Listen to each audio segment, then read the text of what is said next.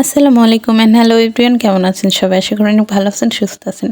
হুটহাট করে মনে যে কী চায় আমি নিজেও জানি না। ভাবলাম যে দেখি একটা কিছু বানায় খাই। ফ্রিজ খুলে দেখি পুরো ফ্রিজটাই খালি, মাত্র একটা ডিম পড়ে আছে।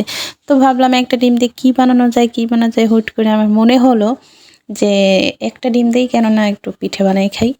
তো যাই হোক, এখানে আমি সুজি নিয়েছি আর চিনি নিয়েছি। সামান্য কিছু জিনিসেরই প্রয়োজন, আহামরি কোনো জিনিস লাগবে না এখানে।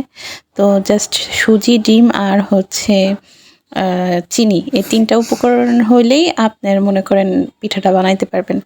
তারপরে আমি হচ্ছে সুজির ভিতরে একটু চিনি দিয়ে দিছি। চিনির পরে এই যে ডিমটাও দিয়ে ভালো করে আমি এটাকে মিক্সড করেছি।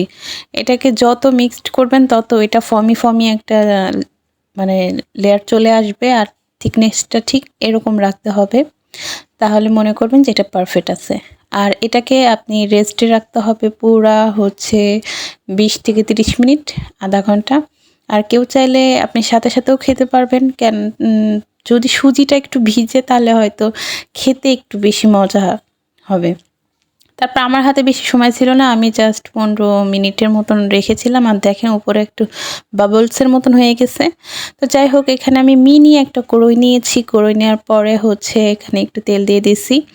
আর তেল দেওয়ার পরে এই যে এখন আমি পিঠাগুলা দিয়ে দেবো কড়ইতে, সরি ব্যাটারগুলা দিয়ে দেবো। আর এটাকে ফ্রাই প্যানে করলে আরও বেশি ভালো হয়, তাহলে পোড়ার কোনো ভয় থাকে না। যেহেতু এটা সুজি দিয়ে তৈরি করা হয়, উপরে একটু কালচে কালচে ভাব চলে আসবে, কিন্তু এটা আসলে মানে পোড়ে না। সুজি দেওয়ার ক্ষেত্রে যে কোনো জিনিসই আপনি রাঁধতে যান তেলের পরে দেন। আর সুজি জিনিসটা এমন একটা জিনিস, সাথে সাথে না উঠালে এটা হালকা হালকা কালচে কালচে একটা কালার চলে আসবে। তো যাই হোক, এটাকে আমি প্রথম ধাপে একটা পিঠা আমি বানাই নিছি। যেহেতু একটা হাতে আমার ক্যামেরা আর এক হাতে হচ্ছে সব কাজ করতে হচ্ছে, এর জন্য একটু আমার কষ্ট হইতেছে। তারপর আপনাদেরকে একটু দেখানোর জন্য আমি জাস্ট ২টা পিঠাই আমি এই যে আপনাদের সামনে একটু বানিয়ে দিলাম। তারপর আমি যেগুলোই বানাবো একবার অফ ক্যামেরায় চলে যাব। তারপর এই যে দেখেন, ফ্রাই প্যানে বানাইলে হচ্ছে এই জিনিসটা যে কালো কালো যে উপরের জিনিসটা যে একটু হালকা হালকা পুড়ে গেছে সুজিটা, এটা আর সেই পোড়ার ভয়টা থাকবে না। তো যাই হোক, এটাও আমার বানানো শেষ। আর এই যে দেখেন ফাইনাল লুক, এই যে আমি অফ ক্যামেরা এগুলো আমি বানিয়েছি।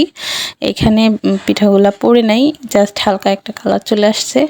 আর এই যে দেখেন পিঠারগুলা ঠিক এরকম হয়েছে। এগুলো দেখতে যেমনই হোক, কিন্তু খেতে অনেক বেশি মজা।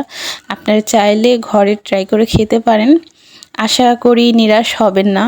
কেননা এটাকে প্রথম আমিও খেতে যেয়ে ভাবছি কেমন হবে না হবে, কিন্তু পরের বার খেয়ে একবারে ফ্যান হয়ে গেছি।